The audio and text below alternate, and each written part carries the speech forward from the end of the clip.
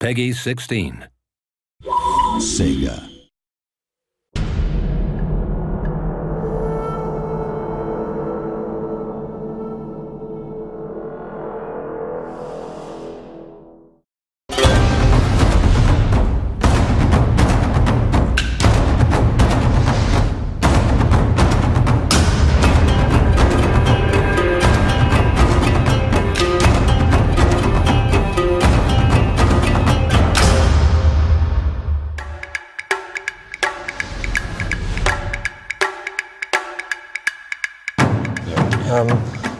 For a PC game, Total War's always had fairly weak multiplayer. It's only ever been the battle part of the game. It's been a recycled part of the game until Napoleon, and we really never really made it a central focus. And this time we have. It's the first time it's actually the fourth part of the game. You know, yeah, it's like a whole new. Sorry, it's actually amazing fun as well.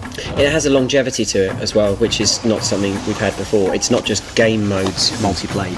The whole character development, the whole progression through the Well, you do get to crush your enemies and see them before, you don't, and that's the whole thing. Exactly, and you get to see your own glory increase as a result. And if you're on the network, you get to chortle at people later. True. It is something that we're not sure about, you know, it's a totally brand new thing, and you know, how... I love how we always take a punt. Well, you know, it's just like we always just go, it's gonna be good, right? But you have to take a punt.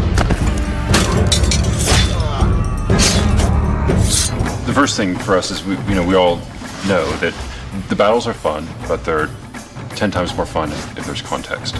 Yes. So we have to give context. You have to give the player some reason to care about the precise details of the result, not just whether he wins or loses. The outcome, yeah. So it's how many men you lose and how. So not just pride. Yeah. So you need investment in and some kind of long-term thing wrapped around those individual battles. Yeah. There's something very upsetting about seeing elite unit completely annihilated by a surprise attack. Yeah. Unless it's there.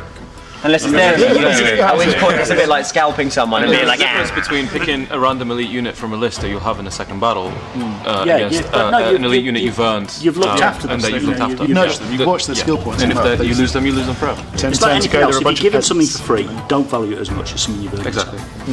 So there's that kind of, over the course of time playing multiplayer, you get things and you work for them. Yeah, and you progress. Worked in the sense of, it's a very loose sense of the word work, but you put the time in and you've achieved it, and you feel, yeah, that's cool. I've got X, I've got Y. I've now got a big choppy sword. That's really good. Talk about art. Art's good. Okay, Let's talk about art, baby. Yeah. Let's talk about cherry blossom. So with art, I mean, leaves. the whole way we started it was, long before we started the whole project, it was to take one of the artists and get him training how to do Japanese brush art. Yeah. Woodblock. Sorry, yeah. not brush. So that's Roland McDonald. How long did it take? We took about 6 months. It's good stuff, though. I mean, It is, people have asked whether it's from museums, haven't they? Yeah, we've actually had genuine inquiries from magazines and people asking if they're allowed to print it, and they can get the museum can give them the rights, or the family that owns the art can give them the rights. And it's like, no, really, it's ours. And throughout the entire project, we're kind of taking this, the art department is taking quite a serious stance towards art, where we've got all of the departments are really producing by far the best work that they've produced for any Total War game. I think for future projects we'll keep on top of the art and art direction, because it's really quite a big selling point. We're loving doing it. It's the style of that period, I think. I really liked the sort of atmosphere and style of Shogun 1, and we'd not really got anything like that in any of the intervening games, and it was a chance to do art again. He's really doing Total War games on film before we've ever even heard of Total War, or some of us were born.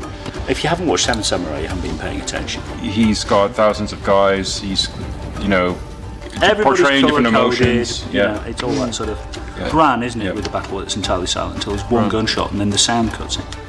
It's this enormous battle that goes on forever with a castle on fire. And, there's books as well as the Musashi books. That's definitely the stuff that influences me the most. I actually read the Hagakure about 15 years ago, something like that, and the same thing goes for Musashi's Book of the Five Rings, and that stuff Sun Tzu. is and Sun Tzu, of course. The Musashi books. I mean, I'm talking about the novels. You mean the novels about? Novels are based on the character that wrote the Book of the Five Rings. There's a whole series. There's dozens and dozens of these novels which are completely known to everybody in Japan. So they're Robin Hood effectively as Musashi. Jack's got someone on his desk. Yeah. Yes. And there's this.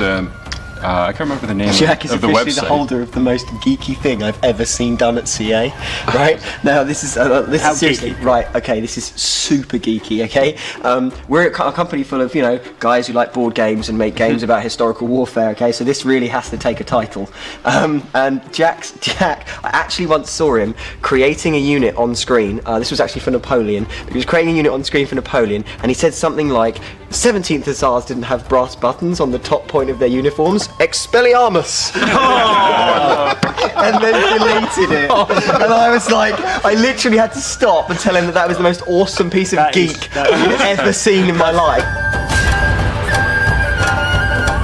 This is where Japaneseness in some way helps us out from a gameplay point of view. Craziness. Because when you put all kinds of banners in the like we're saying before, you've got all the different Japanese banners. They're very UI focused. UI focused. Yeah. But their castles as well. They actually almost deliberately put good gameplay into their castles. It's almost like they enjoyed the battle. They did. It was a sense of this will be a great fighting location. The whole idea of a Japanese castle is different to a European one. European castles are all about keep them out. The Japanese ones are all about come on in if you're harder. Have a go. Yeah.